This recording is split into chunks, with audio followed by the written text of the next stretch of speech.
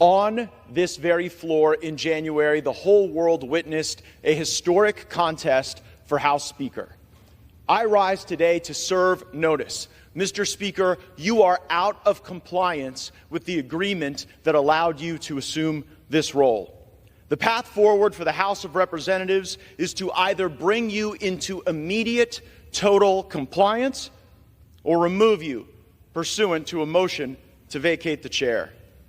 We have had no vote on term limits or on balanced budgets as the agreement demanded and required. There's been no full release of the January 6 tapes as you promised. There has been insufficient accountability for the Biden crime family. And instead of cutting spending to raise the debt limit, you relied on budgetary gimmicks and rescissions so that you ultimately ended up serving as the valet to underwrite Biden's debt and advance his spending agenda. Mr. Speaker, you boasted in January that we would use the power of the subpoena and the power of the purse.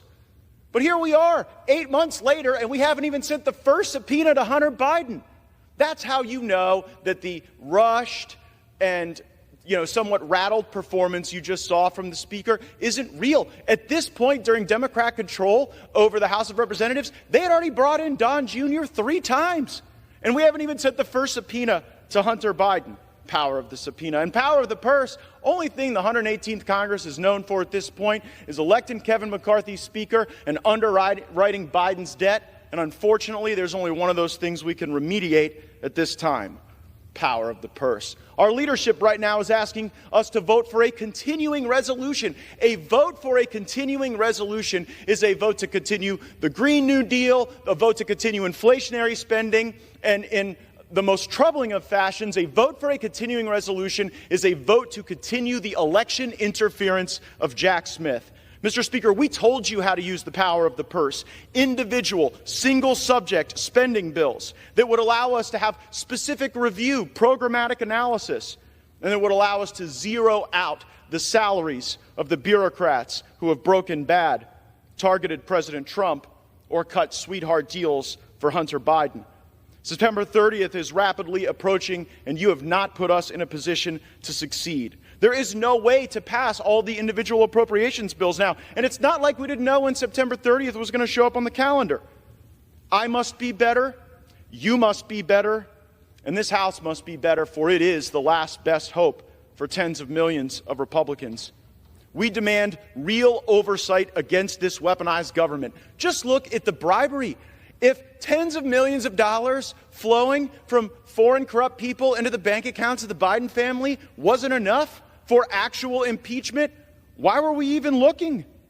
Joe Biden deserves impeachment for converting the vice presidency into an ATM machine for virtually his entire family. We all see it. We all know it. Now, moments ago, Speaker McCarthy endorsed an impeachment inquiry. This is a baby step following weeks of pressure from House conservatives to do more. We must move faster. Now, I will concede that the votes I have called for will likely fail: term limits, balanced budgets, maybe even impeachment. I am prepared for that eventuality because at least if we take votes, the American people get to see who's fighting for them and who's willing to tolerate more corruption and business as usual. Mr. Speaker, dust off our written January agreement. You have a copy. Reflect on the spirit of that agreement and build on the start that we had moments ago. Begin to comply. No continuing resolutions, individual spending bills or bust, votes on balanced budgets and term limits, subpoenas for Hunter Biden and the members of the Biden family who've been grifting off of this country, and the impeachment for Joe Biden that he so richly deserves. Do these things or face a motion to vacate the chair. And let me alert the country, a motion to vacate might not pass at first, but it might before the 15th vote. And if Democrats bail out McCarthy, as they may do, then I will lead the resistance to this uniparty and the Biden-McCarthy-Jeffries government that they are attempting to build. I know that Washington isn't a town where people are known for keeping their word. Well, Speaker McCarthy, I'm here to hold you to yours. I yield back.